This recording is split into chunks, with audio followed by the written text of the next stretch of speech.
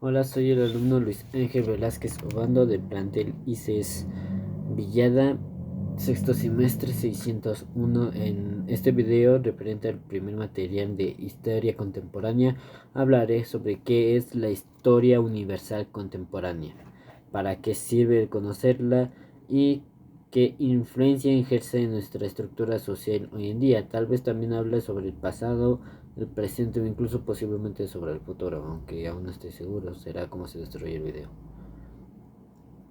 Primero que nada, para entender qué es la historia universal contemporánea, hay que saber qué significa contemporáneo. Según la Real Academia Española, contemporáneo que existe al mismo tiempo que otra cosa que pertenece a la misma época que ella.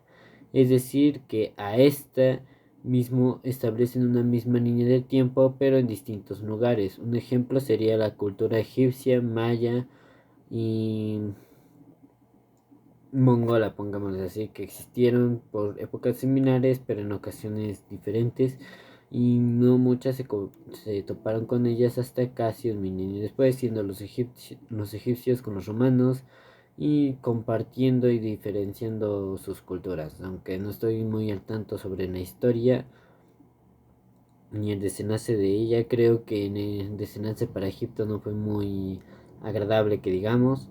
Así que continuando con lo mismo, ¿qué es la historia universal contemporánea? Como lo dije anteriormente, contemporáneo significa que existe al mismo tiempo que el otro. En la historia nos sirve para desarrollar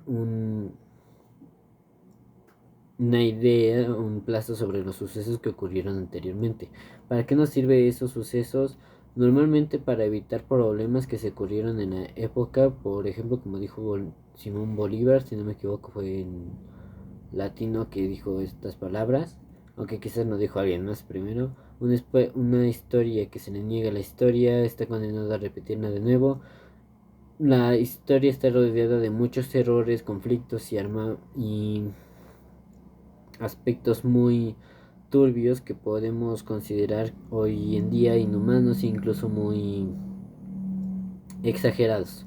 Claro que esto se nos dio gracias a la evolución que se nos dio al analizar y al estudiar a gran escala la historia. La historia universal se referiría no solamente al planeta Tierra, ya que eso sería algo muy exagerado, sino también podría ser en otros astros. Posiblemente, si en el futuro se llega a encontrar otra vida, se compararía la historia humana junto con la suya, o incluso otros planetas en la misma existencia que el desarrollo del planeta Tierra, como sería el desarrollo de la Luna, incluso lo que le pasó a Marte. Hay muchas inconsistencias que se encuentran en la historia, ya que no hay recursos suficientes o no hubieron historiadores en el tiempo para su registro, o incluso puede que la misma humanidad intentó olvidar esa historia o eliminarla, ya sea por creencias que se tenían en el pasado o algún tipo de conflicto que se dio en la época.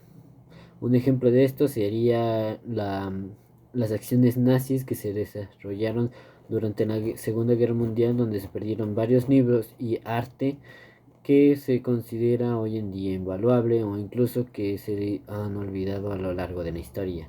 Otros serían las acciones que llevaron los nazis o incluso inventos que pudieron haber revolucionado la historia, pero por lo mismo que sus científicos eran partidarios de pues se decidió en eliminarlo y olvidarlo. Con esto no quiero decir que el movimiento nazi hubiera sido correcto, de hecho es uno de los más conflictivos que se puede considerar en la historia. ¿Qué influencia ejercen en conocer nuestra estructura? Disculpen, ¿qué influencia ejerce en nuestra estructura social hoy en día? Um, Estas preguntas supongo que se refiere a qué importancia lleva la historia hoy en día, ¿no?